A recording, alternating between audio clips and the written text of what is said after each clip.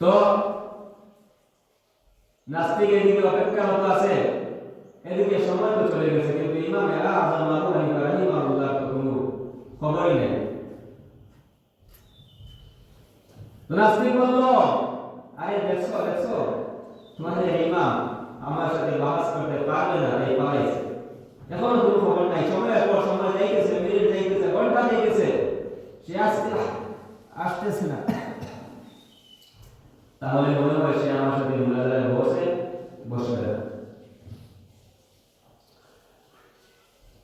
তো অপেক্ষা করতে করতে হঠাৎ দেখতে গেল ইমাম সাহেব আসতে আছেন। মুসলমানদের মাথা আবার একটু উঠাইছে, মানে একটু আনন্দ হয়েছে, আরে আমার ইমাম সাহেব আসতেছে। তো ইমাম সাহেব তাড়াহুড়া করে আসলেন। নাস্তিক বলল, আরে ইমাম সাহেব এত লেট করে আপনি আসলেন, আপনার তো কথাই ঠিক নাই, আপনার সাথে কিসের বহস করব? আপনার সাথে বহসের কোনো প্রয়োজন নেই। হযরত ইমাম আবু হানিফা রাহিমাহুল্লাহ বলেন, ও নাস্তিক থাম, আমার কিছু ওজর আছে। যে কি ওজর আছে? যে তুমি তো জানোই যে আমার বাড়ি নদীর ওই পারে, এখন নদীর পার হইতে হলে একটা নৌকা প্রয়োজন। শুধু নৌকা হলেই চলবে না, একজন মাঝিরও প্রয়োজন। কিন্তু আমি নদীর পাড়ে আসলাম, দেখি কোনো মানুষ নাই, কোনো নৌকা নাই, অপেক্ষা করতে করতে আমি দাঁড়িয়ে গেছি, এই জন্য আমার লিখেছি। এখন আমি দেখলাম হঠাৎ করে একটা বিশাল বড় গাছ এমনি এমনি কেটে গেছে, একটা বিশাল বড় গাছ এমনি এমনি সিরা তক্তা হয়ে গেছে। একটা বিশাল বড় গাছ এমনি এমনি তক্তা হওয়ার পর এমনি এমনি পেড়া লাইগা গেছে, এরপরে আবার এমনি এমনি বইটা হয়ে গেছে, এরপরে এমনি এমনি নদীর মধ্যে চলে আসছে, এরপরে এমনি এমনি নদী পার হয়ে গেছে, এরপরে আমাকে ওই নৌকার মধ্যে উঠালো। আমি যখন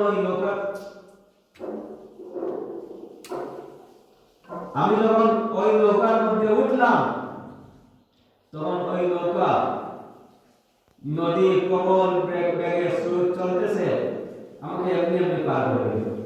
সুবহানাল্লাহ। নাস্তিক বলে, আরে তোমাদের ইমাম কি হয়ে আসছে, কথাটাও কোনো যৌক্তিক না।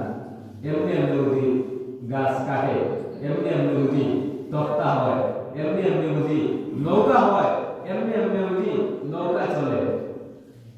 আরে এসব কথা কোনো যৌক্তিক না, এমনি এমনি কোনো কিছু হতেই পারে না।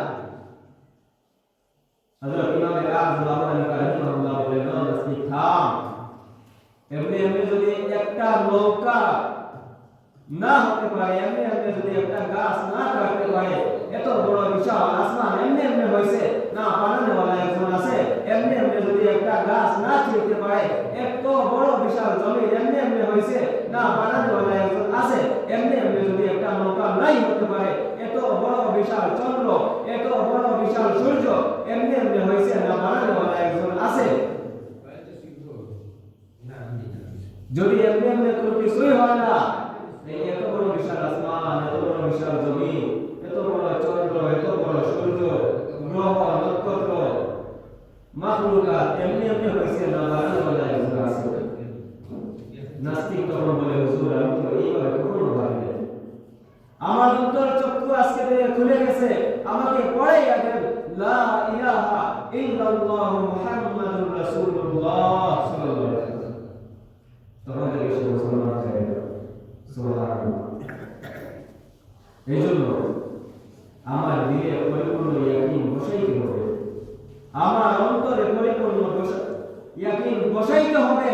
আমার ব্যবসা দ্বারা কোনো কিছু হয় না, আমার রিজিকের মালিক আমার আল্লাহ, আমার ডাক্তারির দ্বারা কোনো কিছু হয় না, আমার সুস্থতার মালিক আমার আল্লাহ। আমার হায়াত আমার হাতে নেই, আমার হায়াত, আমার সুস্থতার হায়াতের মালিক আমার আল্লাহ। এই ইয়াকিন দিলের মধ্যে বসাইতে হবে। আমার দান, আমার জমিন আমাকে খাওয়াইতে পারে না। যে জমিন এখানে হয়েছে, ওই জমিন আবার অন্যদিকেও হয়েছে। দেখা যায় আপনার জমিনের ধান আপনি বৈশাখ মাসে কাটতে আছেন, আবার অন্যদিকের জমিন পানি ভাসাইয়া নিছে। আপনার জমিন আপনি ধান কাটতে আছেন, আপনার পাশের জমিন সমস্ত ধান না হইয়া জমিনের মধ্যে সুসা হয়েছে। এবং হয়, তার মানে জমিন আমাকে খাওয়াইতে পারে না, ব্যবসা আমাকে খাওয়াইতে পারে না, চাকরি আমাকে খাওয়াইতে পারে না। এই ইয়াকিন দিলের মধ্যে বসিতে হবে যে আমার রিজিকের মালিক আমার আল্লাহ, আমার হায়াতের মালিক আমার আল্লাহ, আমার সুস্থতার মালিক আমার আল্লাহ। যে আল্লাহর হুকুমে আমি আসছি দুনিয়াতে, ওই আল্লাহর হুকুমে আমি আবার চলে যাইব দুনিয়া ছেড়ে। তাইলে মধ্যখানের এই সময়টা কেন আমি নিজের নফসের খায়রাতের পক্ষে চালাইতেছি? নফসকে একটু বুঝাই যে হে প্রশান্ত মন, একটু বুঝো, ডান দিক থেকে অ্যালাউন্স আসতেছে। এই তো গতকালকে কি পরশু দিন অ্যালাউন্স আসলো বশিরপুর থেকে, তালতলা থেকে, ইন্না লিল্লাহি ওয়া ইন্না ইলাইহি রাজিউন। অমুকের ছেলে অমুকের দুনিয়ায় নাই। প্রতিদিন ডান দিকে, বাম দিকে, পিছন দিকে, সামন দিকে অ্যালাউন্স আসতেছে অমুক যুবক আর দুনিয়ায় নাই, অমুক পুরুষ আর দুনিয়ায় নাই, অমুকের ছেলে অমুক আর দুনিয়ায় নাই। একদিন তো আমার ওই অ্যালাউন্স চলে আসবে। আমার তো সিগন্যাল বাজতে আছে, সময় তো যাইতেই আছে, দাড়ি তো পাকা হয়ে গেছে। আর কখন আমি আল্লাহর দিকে ফিরব? আর কখন আমি মসজিদের দিকে রুজু হইব? আর কখন আমি আল্লাহর হুকুম ধরব? আর কখন আমি রাসূলের সুন্নাত মোতাবেক চলব? নফসকে একটু বুঝাই, হে প্রশান্ত মন, একদিন তো আমার চলে আসবে। ইন্না লিল্লাহি ওয়া ইন্না ইলাইহি রাজিউন। অমুকের ছেলে অমুকের দুনিয়ায় নাই। তখন কেউ বাঁশবাগানে দৌড়াইবে, কেউ কবরের মধ্যে দৌড়াইবে, কেউ পানি গরম করতে চলে যাবে। তখন সবাই আমার নাম আর ধরবে না, সবাই বলবে অমুকের লাশ। কেন আমি আমার মনকে একটু বুঝাইতে পারি না যে আমার যদি অ্যালাউন্স চলে আসে, কি নিয়ে আমি আল্লাহর দরবারে হাজির হব? কি নিয়ে মালিকের দরবারে আমি হাজির হব? আর কখন আমি নামাজ ধরব? আর কখন আমি আল্লাহর হুকুম মানব? কত অ্যালাউন্স আসে, কত অ্যাক্সিডেন্টের খবর আসে, ইন্টারনেটের যুগ, কত যুবক দুনিয়া ছেড়ে চলে যায়। নিজেই কত সমবয়সী ভাই বোনকে কবরে রাখবা। আপনার বয়সের ছোট অনেককে আপনি নিজের হাতে কবরে রাখলেন, এরপরেও আপনার মনকে একটু কেন বুঝাইতে পারেন না? একদিন তো আমারও ডাক চলে আসবে। কেন আমি মসজিদের দিকে যাইতে পারি না? কেন আমি আখিরাতের কথা আমার দিলে বসাইতে পারি না? এই জন্য আপনি যে চেয়ারে ব্যবসা করতে আছেন, যখন আপনার অ্যালাউন্স চলে আসবে, তখন এই চেয়ারের মালিক, যে চেয়ার বলতেছেন এই দোকান আমার, যে ড্রাইভার বলতেছেন এই গাড়ি আমার, যে ব্যবসায়ী বলতেছেন এই ব্যবসা আমার, আপনার মৌত আজকে হবে এই ব্যবসা, এই চেয়ার আপনার না, অন্যজন বসে যাবে। যে ঘরওয়ালা বাড়িওয়ালা বলতেছেন এই রুম আমার, আজকে আপনার মৌত হোক, আগামীকালই এই রুম দখল অন্যজন করে দেবে। আপনার ছেলে, আপনার ভাতিজা, আপনার মেয়ে এইগুলো দখল করে দেবে। এটা আপনার না। 5 কিয়ার জমি আছে, এই কিয়ার জমি আপনি কবরে নিয়ে যাইতে পারবেন না। কি নিয়ে যাইবেন কবরে? কাপড়ের তো কোনো পকেট নাই, কাপড়ের তো কোনো পকেট নাই, কি নিয়ে যাবেন কবরে? মাথার গাম পায়ে ফেলতেছেন, সব সময় শুধু কাজ কাজ কাজ, চাকরি ব্যবসা করতেছেন, হারাম হালাল ছেলে মেয়েদেরকে খাওয়াইতেছেন। আপনার মৌতের পরে আপনার নিজের ছেলেও বলবে না, বাবা সারা জীবন খাওয়াইলো, সারা জীবন বরণ পোষণ করলো, একটা রাত্রি আমার বাবার সাথে আজকে থাকবো, এটা কেউ বলবে না। বরঞ্চ যদি আপনার ছেলেকে মাদ্রাসায় না পাঠান, দিন না শিখান, আল্লাহকে না চিনান, আপনাকেও কিয়ামতের দিন চিনবে না। বলবে আল্লাহ, আমার বাবা আমাকে দিন শিখান নাই, আমার বাবা মা আমাকে কোরআন শিখান নাই, আমার বাবা মা আমাকে আল্লাহ চিনেন নাই। আজকে আল্লাহ বলবেন ঠিক আছে ঠিক আছে, থামো, ওই বাবা মাকে লক্ষ লক্ষ কোটি কোটি মানুষের সামনে শোয়াও। তখন ওই বাবা মাকে শোয়াইয়া বলবেন যে ছেলে মেয়েদেরকে যে তোমাদের বাবার বুকের উপর দিয়া পা দিয়া মুড়াইয়া জাহান্নামে যাও। কত লজ্জার বিষয় না হবে? কেন আমরা নিজের দিন শিখছি না? কেন আমরা নিজের ছেলে মেয়েদেরকে দিন শিখাইতেছি না? ওই দিন কেমন লজ্জার দিন হবে যে দিন নিজের ছেলে মেয়ে নিজের বুকের উপর দিয়ে জাহান্নামে যাবে। এই জন্য নিজের আত্মীয় স্বজন ব্যবসা বাণিজ্য কোনো কিছুই আমার কবরে আমার আখিরাতের জন্য কাজে আসবে না। কাজে আসবে ওইটাই যেটা আপনি আল্লাহর জন্য খরচ করেছেন, যেটা আপনি আল্লাহর জন্য আমল করেছেন, যেই রোজা আপনি আল্লাহর জন্য রেখেছেন, ওইটাই কাজে আসবে। আপনি মসজিদে একটা টাইলসের ব্যবস্থা করে দিয়েছেন, যদি আল্লাহকে বলা হয় যে আল্লাহ এই একটা শখের টাইলস একজন দিয়ে আসছে, তাই তার আসল আল্লাহ কি দিবেন? আল্লাহ বলেন যে সে যদি খবরে চলে যায়, তার খবরের মধ্যে আমি তার সওয়াব 1% পৌঁছে দিতে থাকবো। মাদ্রাসায় দান খয়রাত করছেন, তার সওয়াব একজন হাফিজুল কোরআন আপনারা বলছে, তার সওয়াব আপনার কবরের মধ্যে পৌঁছতেই থাকবে। আল্লাহকে যদি বলা হয় যে আল্লাহ কতদিন পৌঁছবে, শুধু কবর পর্যন্ত? আল্লাহ বলেন না না না, এই টালসে প্রতিটা সেজদার 1% আপনার কবরের মধ্যে পৌঁছে যাবে।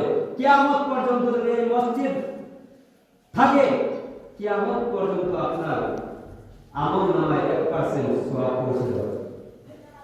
আপনার দ্বারা যদি একজন মানুষ নামাজি হয়ে যায়, সে যতদিন নামাজ পড়বে তার নামাজের একটা সওয়াব আপনার আমল নামায় পৌঁছে যাবে। তার দ্বারা পরে আরেকজন নামাজি হলে ওই ব্যক্তির নামাজের পার্সেন্টেজ সওয়াব আপনার আমল নামায় চলে যাবে। এইভাবে তার দ্বারা কিয়ামত পর্যন্ত যত মানুষ নামাজি হবে, তত মানুষের সওয়াবের একটা পার্সেন্টেজ আপনার আমল নামায় চলে যাবে। এই জন্য প্রথমে সে যে আল্লাহ দ্বীনের জন্য নিজের মালকে, নিজের জানকে, নিজের সময়কে খরচ করে।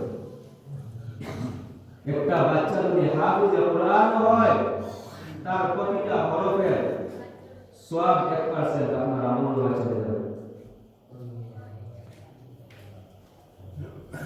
যে মসজিদ আল্লাহর জন্য তৈরি করলো, এই মসজিদে কিয়ামত পর্যন্ত যত মানুষ সেজদা করবে, প্রত্যেকটা সেজদার পার্সেন্টেজ ওই ব্যক্তির আমল নামায় চলে যাবে। আর একটা মাদ্রাসা শুরু করা মানে হইল শুধুমাত্র হিফসানা এগুলা। একটা মাদ্রাসা যখন শুরু হয়ে যাবে, মসজিদ শুরু হয়ে যাবে, ওই মাদ্রাসা ওই নবীর বাগানের জিম্মাদার আল্লাহ বলে যাবেন। আর শুরু হয়ে যখন হয়ে যাবে, তখন শেষ ও আল্লাহ তাআলা কিয়ামত পর্যন্ত কায়েম রাখবেন ইনশাআল্লাহ। আরে আমাদের গোবরপুর তো শুরু হয়েছিল বটগাছের নিচে, এখন 5 তলা 4 তলা বিল্ডিং, হাজারো শত মানুষ বুখারী শরীফের দর্শ নিতেছে। প্রত্যেকটা সওয়াবের অংশ আল্লামা নুরুদ্দিন গোবরপুরি রহমাতুল্লাহ আলাইহির আমল নামায় যাইতে আছে। হযরত শাহ সুলতান রহমাতুল্লাহ আলাইহি মহিলা মাদ্রাসা একটা টিনের ঘরে শুরু হয়েছিল, এখন 4 তলা 5 তলা বিল্ডিং, হাজার শত ছাত্রীরা, মা বোনেরা, ছেলেরা আলিম হইতেছে, হাফিজ কোরআন হইতেছে, দিনদার হইতেছে, আল্লাহ ওয়ালা হইতেছে, মুত্তাকি হইতেছে।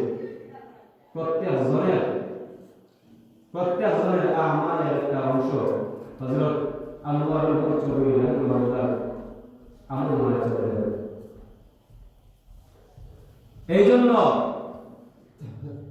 বটগাছ তলার যেই মাদ্রাসা ওইটা যদি গহরপুর হইতে পারে, টিনের ঘরের মাদ্রাসা যদি মহিলা মাদ্রাসা এত বড় মাদ্রাসা হইতে পারে, আমাদের এই মাদ্রাসা মসজিদ ইনশাআল্লাহ আল্লাহ তাআলা কিয়ামত পর্যন্ত দাইমা কায়েম রাখেন যেন আমরা এই দোয়া করি, আমিন। আর এই মাদ্রাসা ইনশাআল্লাহ একদিন মক্তব শুরু হয়েছে, আমরা তো আশা রাখি একদিন দারুল হাদিস হবে। আমরা হয়তো এই দুনিয়ায় না থাকতেও পারি, প্রতিষ্ঠাতা কাজী নিজামুদ্দিন সাহেব হয়তো একদিন এই দুনিয়ায় না থাকতে পারেন, কিন্তু গহরপুরীর নাম যদি সিডির পাতায়, বইয়ের পাতায় স্বর্ণাক্ষরে লিপিবদ্ধ থাকতে পারে, আনোয়ারুল হক চৌধুরী রাহমাতুল্লাহ আলাইহির নাম যদি সিডির পাতায়